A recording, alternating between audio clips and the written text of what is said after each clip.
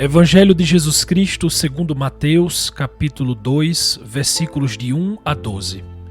Tendo nascido Jesus na cidade de Belém, na Judéia, no tempo do rei Herodes, eis que alguns magos do Oriente chegaram a Jerusalém perguntando: Onde está o rei dos judeus que acaba de nascer? Nós vimos a sua estrela no Oriente e viemos adorá-lo. Ao saber disso, o rei Herodes ficou perturbado, assim como toda a cidade de Jerusalém. Reunindo todos os sumos sacerdotes e os mestres da lei, perguntava-lhes onde o Messias deveria nascer. Eles responderam: Em Belém, na Judéia, pois assim foi escrito pelo profeta: E tu, Belém, terra de Judá, de modo algum és a menor entre as principais cidades de Judá, porque de ti sairá um chefe que vai ser o pastor de Israel, meu povo. Então Herodes chamou em segredo os magos e procurou saber deles cuidadosamente quando a estrela tinha aparecido. Depois os enviou a Belém, dizendo: Ide e procurai obter informações exatas sobre o menino. E quando o encontrardes, avisai-me para que também eu vá adorá-lo. Depois que ouviram o rei, eles partiram. E a estrela que tinham visto no Oriente ia adiante deles, até parar sobre o lugar onde estava o menino. Ao verem de novo a estrela, os magos sentiram uma alegria muito grande. Quando entraram na casa, viram o menino com Maria, sua mãe. Ajoelharam-se diante dele e o adoraram. Depois abriram seus cofres e lhe ofereceram presentes: ouro, incenso e mirra. Avisados em sonho para não voltarem a Herodes, retornaram para sua terra seguindo outro caminho. Palavra da salvação.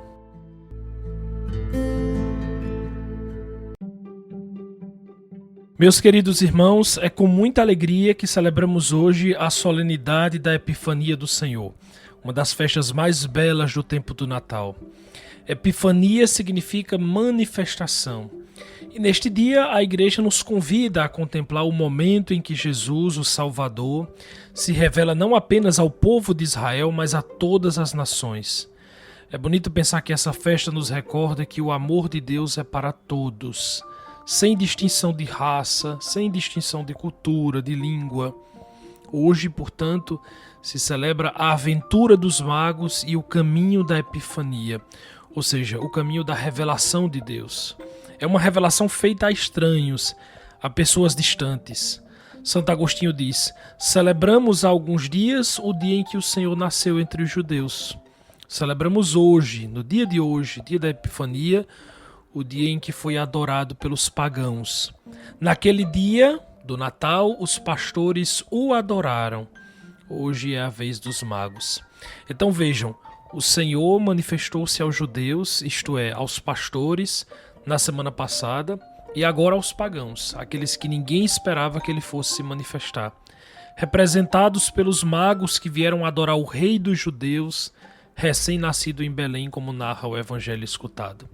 Recordem, meus irmãos, que os magos não são judeus, por isso hoje é a festa da adoração daqueles que não fazem parte da raça de Israel, ou seja, todos nós. Hoje a festa é nossa, daqueles que antes estavam sem Deus e sem esperança no mundo. Por isso, hoje também celebra-se a universalidade da Igreja. Vejam que interessante, o cristianismo não é uma religião para alguns, não. O cristianismo é a religião que nasceu para todos. Nós somos chamados a falar e levar Jesus a todos. Por isso, João Paulo II diz de modo tão lindo, numa homilia de 1979, abre aspas: participam desta festa tanto os que já chegaram à fé, como os que se põem a caminho para alcançá-la. Participa desta festa a Igreja, que cada ano se torna mais consciente da amplitude da sua missão. A quantos homens é necessário levar ainda a fé? Quantos homens é preciso reconquistar para a fé que perderam, numa tarefa que é às vezes mais difícil do que a primeira conversão? No entanto, a Igreja, consciente desse grande dom, o dom da encarnação de Deus, não pode deter-se, não pode parar nunca. deve procurar continuamente o acesso a Belém para todos os homens e para todas as épocas. A Epifania é a festa do desafio de Deus. Fecha aspas. Linda, que coisa linda essa frase última. A Epifania é a festa do desafio de Deus. E por que o Papa disse isso? Porque nessa festa nós somos lembrados que Cristo tem que ser anunciado a todos, meus irmãos. Que quem encontra-se com Ele descobre a verdadeira alegria de uma vida. Vejam o versículo 12 no Evangelho. Diz que os magos, depois de terem encontrado Jesus, seguiram por outro caminho. Quem encontra Jesus, quem se depara com Ele, não caminha mais pelas mesmas estradas. Quem se encontra com Jesus não vê mais a vida do mesmo modo. Quem se toca com Ele, meus irmãos, quem se toca com Ele jamais será o mesmo, jamais. Vejam, os magos eram sábios que perscrutavam o céu, não para procurar ler o futuro nos astros, né, como fazem hoje em dia. Eles faziam isso até para obter um lucro. Eles eram homens à procura de algo mais, em busca da verdadeira luz, em busca de um caminho para percorrer na vida. O Papa Bento XVI diz: talvez o melhor modo para conhecer melhor estes magos é compreender o seu desejo de se deixar guiar pelos sinais de Deus. Meus irmãos, os magos representam todos os povos que buscam a verdade, que têm sede de Deus. Eles deixam suas terras, enfrentam o desconhecido e com coragem seguem a luz. Seguem a luz da estrela que apareceu para eles. Eles fizeram uma viagem que certamente durou meses. Eles enfrentam os desafios para encontrar essa luz. Interessante porque, na época, a observação dos astros era uma prática comum entre os sábios do Oriente. Deus, na sua pedagogia divina, utiliza algo que era familiar a eles, a estrela, para conduzi-los até Jesus. Aqui é que está uma coisa muito interessante da gente pensar nessa liturgia de hoje. Nosso Senhor se comunica conosco na nossa história, no cru da nossa vida, na nossa vida prática, na nossa vida concreta, com a nossa realidade prática, pragmática. Deus não está, meus irmãos, para além do que vivemos. Não, Ele assumiu a nossa carne, a nossa condição, a nossa realidade concreta, não é? Ele entra em nossa história e se comunica conosco por meio da nossa vida prática. Pois bem, os magos chegam e dizem: nós viemos adorá-lo. Depois o Evangelho diz que quando eles encontram Jesus, eles prostraram-se e adoraram-no. Eita, que magos sabidos! Prestem bem atenção, meus irmãos. Os magos sabiam que a essência humana, que a natureza humana é uma natureza de adoração a Deus. Ou seja, o homem foi criado para Deus. Nesse sentido, crer em Deus não importa somente a quem se dispõe à fé. Não. Crer em Deus importa para quem é humano, para todo ser humano. Não crer, segundo uma antropologia cristã, é viver de modo incompleto. A própria palavra cultura tem a ver com a palavra culto. Por isso, indo adorar o Senhor, os magos encontram Herodes.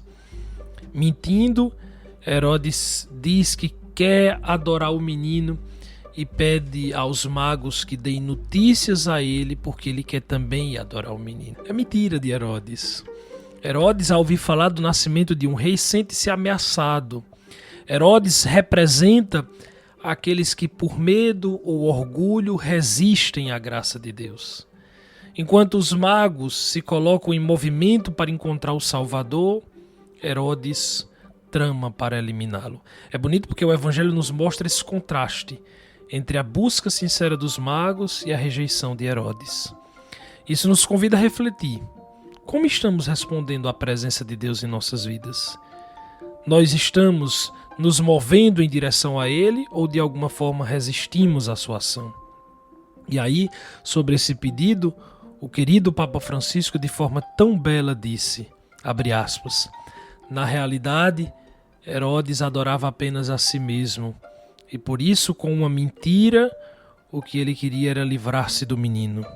Que nos ensina isso? que o homem, quando não adora a Deus, é levado a adorar-se a si mesmo.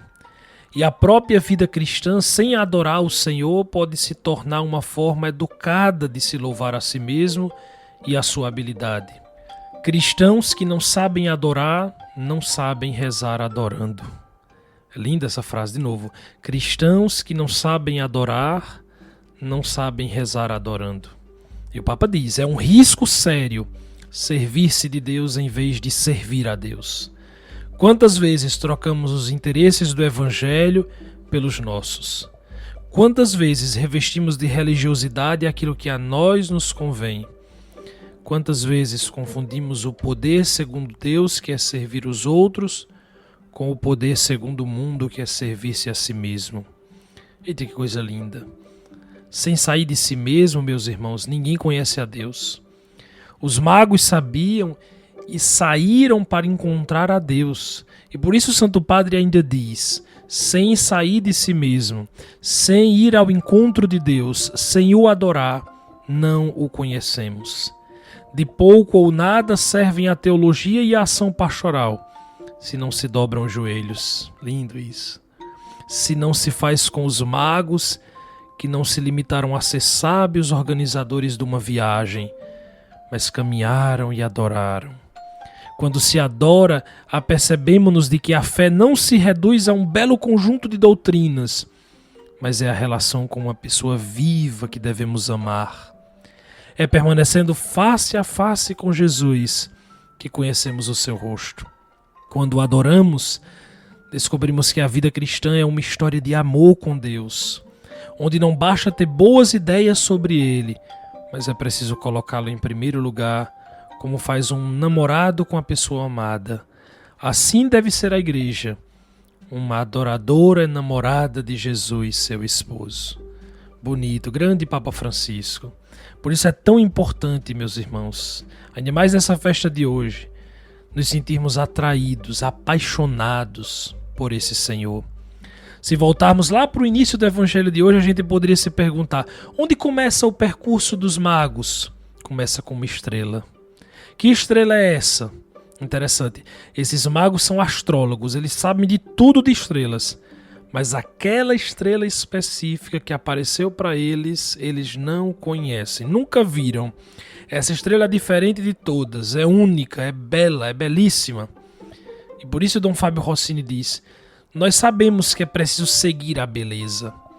A questão em nossa vida é, quão importante é a beleza? Aquela verdadeira, aquela que se impõe como desconhecida, como superior, como nobre, como celestial, algo do céu, algo que nos faz olhar para o alto. E então os magos não a deixam escapar, são espertos, perseguem essa estrela. Quantas vezes os homens, para não perder o alcance do que é válido, encontram o Senhor por se apegarem a algo importante, a algo belo. No final, chegaram a Deus. Mas isso é verdade, minha gente, isso é verdade. A grande Edith Stein, Santa Teresa Benedita da Cruz, diz isso.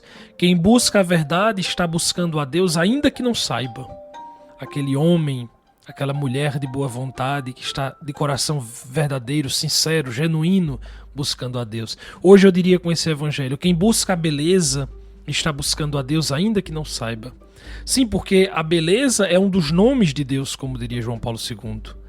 Aliás, a palavra beleza, né, Bet Elzah, significa o lugar onde Deus habita, o lugar onde Deus reina.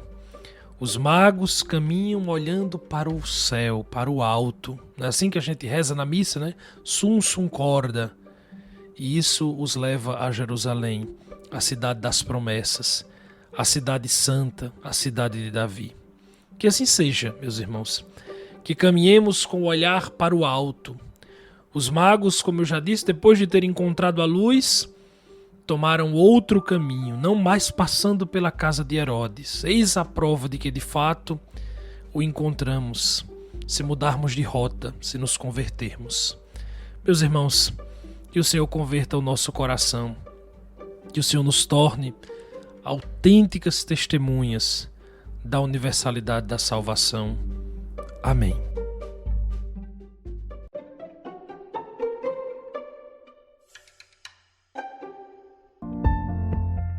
Meus irmãos, hoje o terceiro episódio da nossa segunda temporada. Que bela a festa da Epifania do Senhor. Os magos levaram o ouro, que simboliza a realeza de Cristo, o incenso, que simboliza a sua divindade, e a mirra, que simboliza a sua paixão e morte. Interessante porque os magos não ofereceram qualquer coisa, eles ofereceram o melhor que possuíam. Também nós ofereçamos-lhe o que temos de melhor. Procure, meu irmão, minha irmã, esses dias oferecer um tempo mais qualificado ao Senhor. É nas pequenas coisas que a conversão vai acontecendo.